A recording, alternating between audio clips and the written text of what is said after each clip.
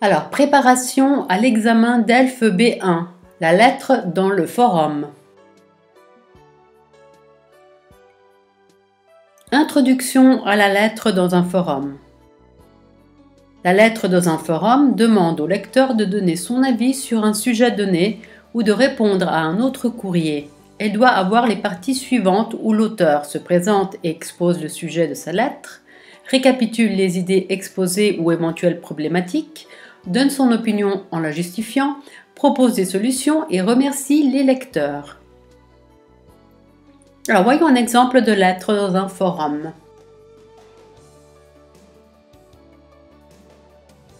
Bonjour à tous les lecteurs de airpur.com. Je m'appelle Jean, je suis fumeur depuis l'âge de 17 ans.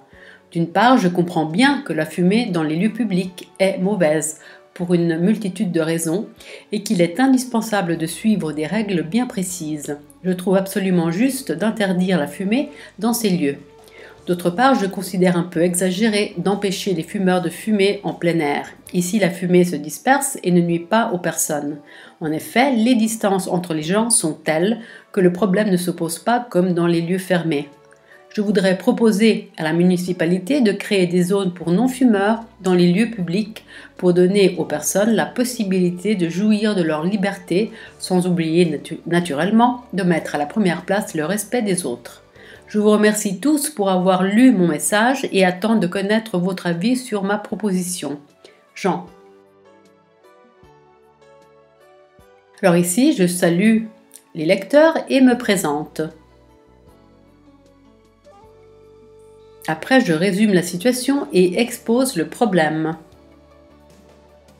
Ensuite, j'expose mon point de vue et le justifie. Puis, je propose une solution.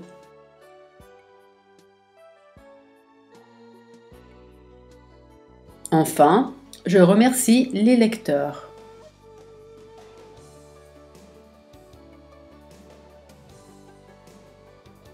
Alors, pour aller un peu plus loin. Alors, les formules pour saluer les lecteurs et se présenter peuvent être bonjour à tous les lecteurs, à tous les membres de .com. Je m'appelle François et je suis un lecteur fidèle de ce forum, passionné de. Je suis Claudine, fan de ce super forum et je voudrais participer à cette discussion sur, à propos de, au sujet de. Je suis Nick123, lecteur assidu de ce forum et je souhaite répondre au courrier de Clo55 au sujet de, concernant. Pour récapituler les idées exposées, le sujet soulevé ici comporte les points suivants. C'est pour et contre, ses avantages et inconvénients. Le thème de cette discussion se focalise sur les points suivants. Selon le sujet traité dans cette discussion est, pour exprimer son avis personnel et le justifier, on peut dire d'un côté je suis d'accord avec ce point de vue, mais de l'autre côté je pense que, en effet, d'une part je suis favorable à, je suis pour, mais d'autre part je suis contre, défavorable à.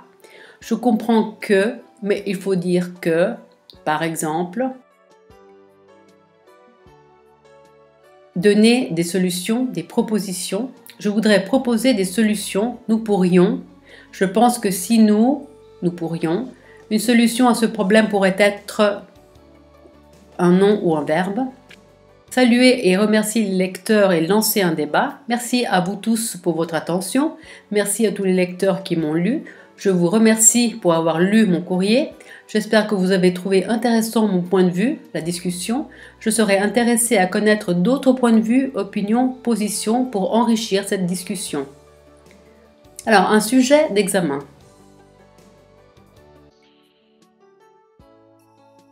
Alors, devant cette consigne, vous répondez à ces questions.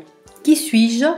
Je suis un citoyen de ma commune et je veux donner mon opinion sur le site de la mairie concernant la nécessité de faire le tri sélectif des ordures.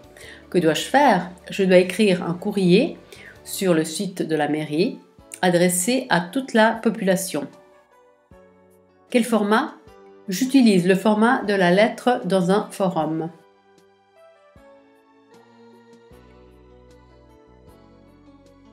Alors, voyons un exemple. Bonjour à toute la communauté de Rancy. Je m'appelle François.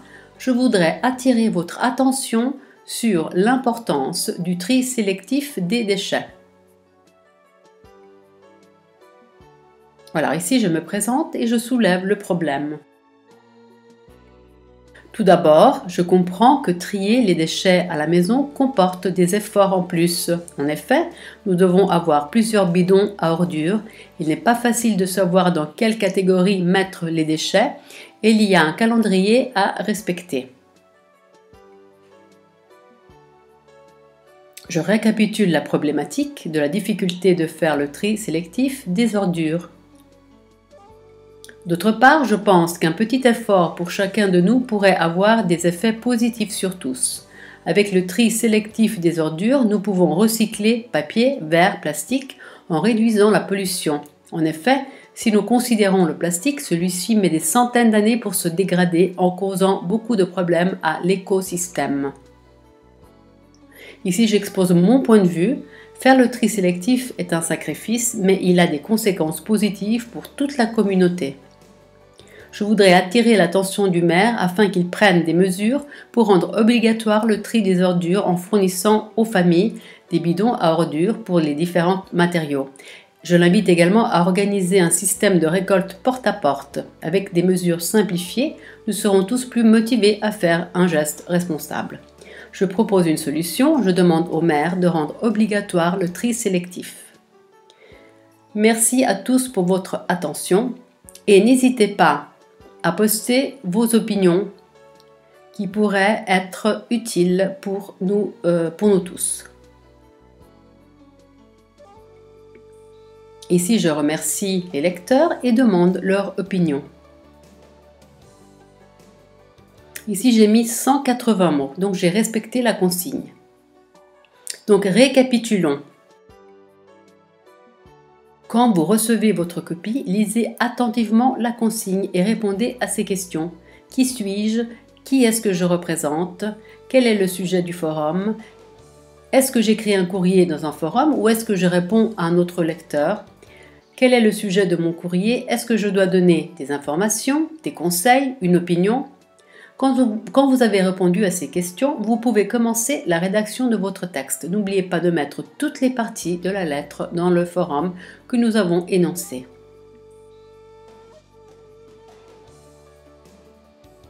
Autre conseil,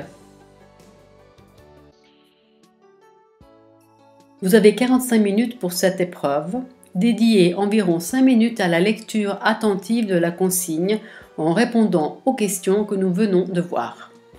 Commencez la rédaction de votre texte en considérant que vous ne devez pas dépasser 180 mots. Un nombre de mots supérieur va vous pénaliser et en moyenne, une ligne écrite à la main contient de 7 à 9 mots, donc votre texte devra avoir approximativement 20 lignes. Après la rédaction, dédiez de 5 à 10 minutes à la relecture. Vérifiez l'accord du verbe avec le sujet, l'accord du nom et de l'adjectif, la concordance des temps. Écrivez de manière claire et lisible. Alors, quels sont les critères d'évaluation? Alors, chacune des 4 épreuves a 25 points qui sont subdivisés de cette manière pour la production écrite. Alors, un premier critère est le respect de la consigne et qui donne de 0 à 2 points. Donc, vous devrez lire attentivement la consigne, répondre à toutes les questions et choisir le bon format. Vous devrez respecter le nombre de mots. Puis nous avons la capacité à présenter les faits. Ici, vous avez de 0 à 4 points. Vous devez être capable de raconter des faits, des événements ou des expériences et donc vous devez maîtriser les temps du passé, imparfait et passé composé. Puis capacité à exprimer sa pensée. Ici, de 0 à 4 points. Vous devez être capable d'exposer vos idées, sentiments et ou réactions et donner votre opinion. Vous devez connaître le présent et le subjonctif présent pour l'expression d'opinion et sentiments. Puis nous avons la cohérence et la cohésion de 0 à 3 points. Et vous devez rédiger un texte bien structuré, divisé en paragraphes et en utilisant les connecteurs logiques et temporels. Puis nous avons l'étendue du vocabulaire de 0 à 2 points. Vous devez posséder un vocabulaire suffisant pour vous exprimer sur des sujets courants. Puis il y a la maîtrise du vocabulaire de 0 à 2 points. Vous devez avoir une bonne maîtrise du vocabulaire élémentaire. Maîtrise de l'orthographe de 0 à 2 points. Vous devez bien connaître l'orthographe lexicale, la ponctuation et la mise en page.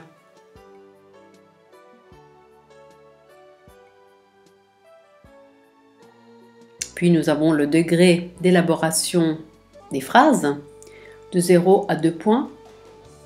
Vous devez bien maîtriser la structure de la phrase simple et les phrases complexes les plus courantes, en particulier les phrases hypothétiques. Puis il y a le choix des temps et des modes de 0 à 2 points. Vous devez maîtriser le présent, l'imparfait, le passé composé, le plus que parfait, le futur, le conditionnel présent et passé, le subjonctif présent et passé. Puis il y a la morphosyntaxe, l'orthographe grammaticale de 0 à 2 points. Vous devez être capable d'accorder en genre et en nombre, adjectifs, verbes, etc.